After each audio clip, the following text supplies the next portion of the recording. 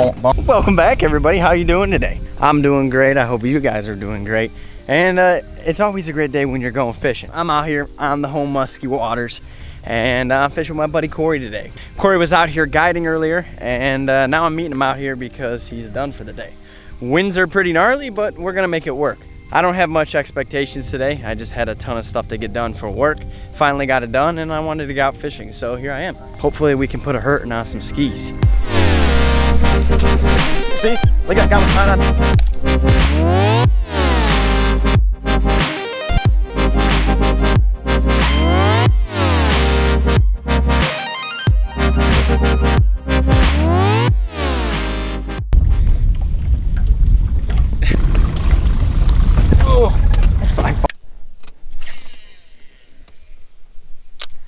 I'm fishing with a 7.6 right now, and it is so weird because I have this really tiny bucktail.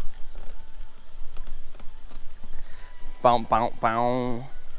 These blades are so small that I can't even feel if it's like spinning. But this, I don't like these clevises. They're not spinning right. Hey, you got pliers? You have to have pliers. Yeah, it's gonna be a couple weeks. So Mo gave, look at the rod Mo gave me. He doesn't make them. What is this, 8 foot? 8 foot, 8 foot heavy. He's a...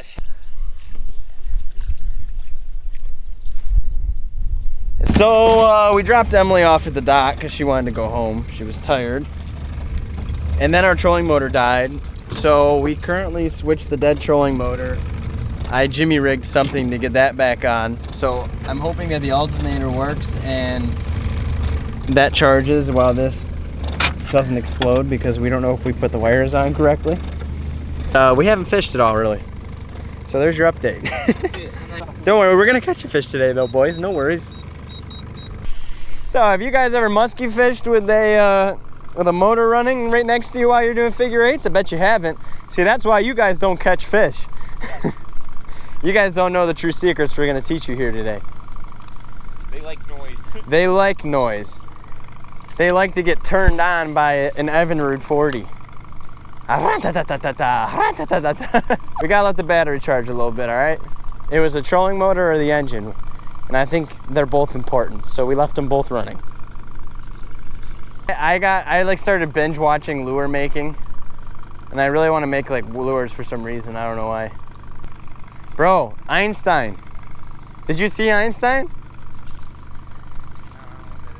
It's the topwater I made. Oh yeah. Bro, I'm telling you, this is the new buzz bait. Yes. If it doesn't start, you have to chug a beer. All right, here she goes. We'll find out when we leave. Here, musky, musky, musky. Here, musky, musky, musky.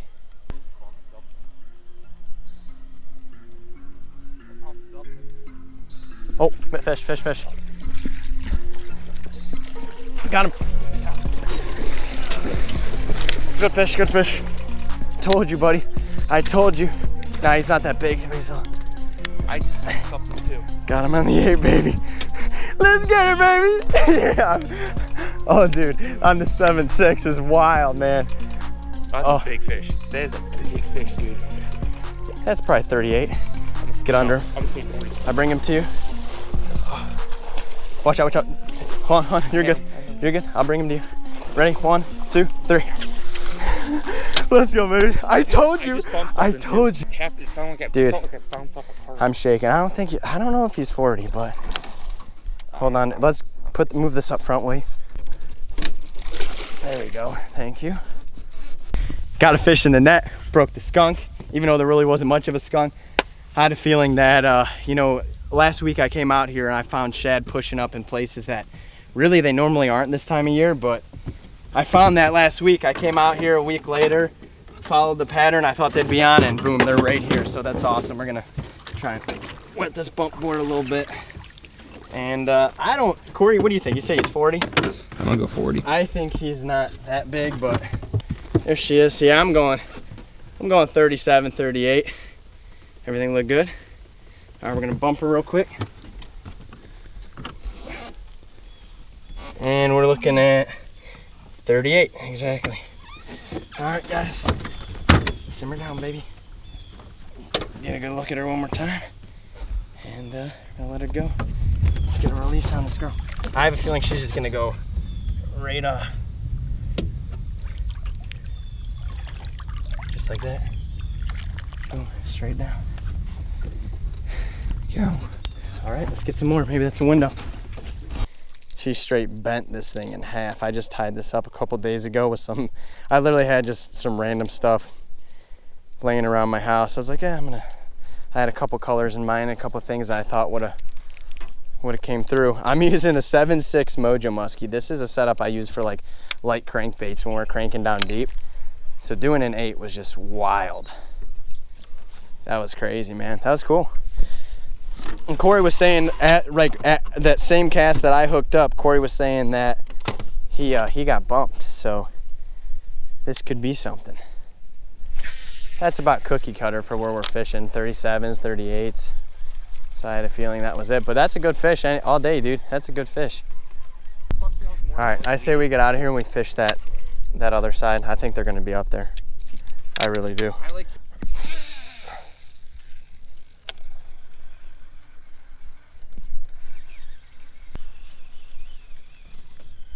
Like I know we're gonna see a fish back here for sure. I'm 1,500,000%.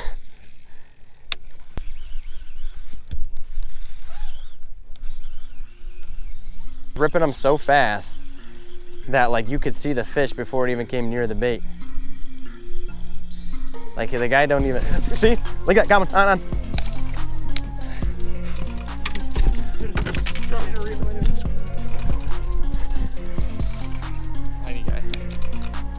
I told you, you burn it. No, he's fatter than hell, dude. All right. Told you, I'm burning it on the surface, dude. Top water, they'll probably kill it right now. And here we are. One came up and nailed it. Guys, this one is so fat. It is unbelievable. Look at that plump little sucker. These fish are getting stocked up for fall. Look at the belly on him. I'm gonna bring him over here and release him. But he's just a little 35, so. I'm gonna get him out of here. Watch this. Watch how fast these little guys revive. He came in hotter than heck. As long as you take care of him in the net, boom, right off. Let's get it, baby. There's more to be caught. This is how you guys know that fish was hungry. I mean, holy crap. We gotta bend that back and keep it going. Okay. Safe to say I know where they're at.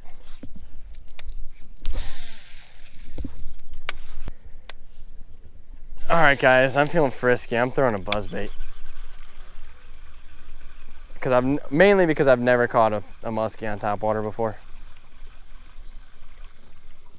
I have a black top water.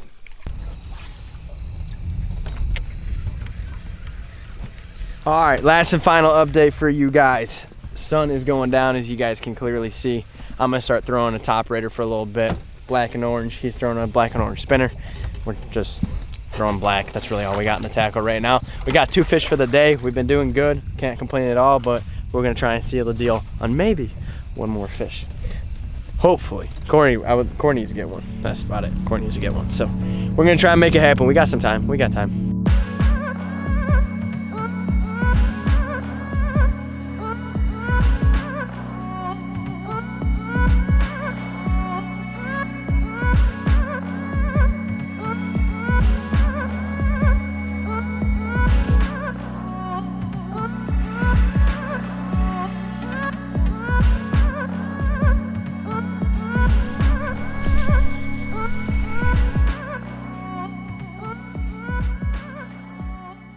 Welcome back. This is a completely different day. This is actually post musky fishing with Corey. You know, I never make outros out on the water because usually it's dark by the time I get off the water. So I always do them here in my driveway, or sometimes I do them in my boat over there. I don't know why I always come out my driveway and talk, but this just seems like the place to do it. What happened? What did we do? And how did the day go, you know? So me and Corey went out there. Corey was doing a guide trip earlier that day. I'm gonna leave his link down below if you guys are in the Ohio area and want to consider inexpensive guide service, hit up Corey. He's one of my best friends. He's the one I grew up musky fishing with, and yeah, so I'm gonna leave his Instagram down below. We were being lazy. We kind of were just waiting out the day. For me, I've only been able to get fish in the evening. I had a good idea of where I thought fish would be, but I knew they wouldn't be there until a certain time frame. And guys, we're heading into fall. So there's one thing that I know that happens with any kind of fishing in the fall. It's that bait fish start to migrate. It doesn't matter if you're a bass fisherman, musky fisherman, crappie fisherman, whatever it is. It doesn't matter what you do. If you follow those shad in the fall, you're gonna find fish, probably the species you're looking for. Musky are gonna start eating these big shad. Bass are gonna start eating these big shad. They're trying to get fat for the winter. Now, generally this time of year, it's not time yet. Usually you start getting a small migration of shad. Maybe you'll get a couple fish here and there, but most of your spots that have those migrating bait fish aren't set up yet. Well, I went out last week and started looking at things, and I picked up quick that these bait fish are moving way faster and way earlier than you know, they ever have.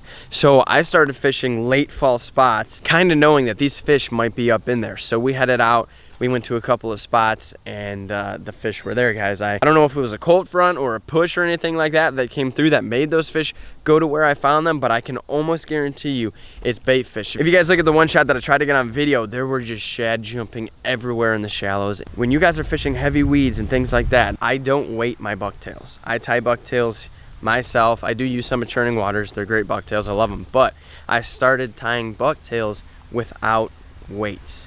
This allows me to get right on top of those weeds without having to burn mega fast so that thing doesn't sink.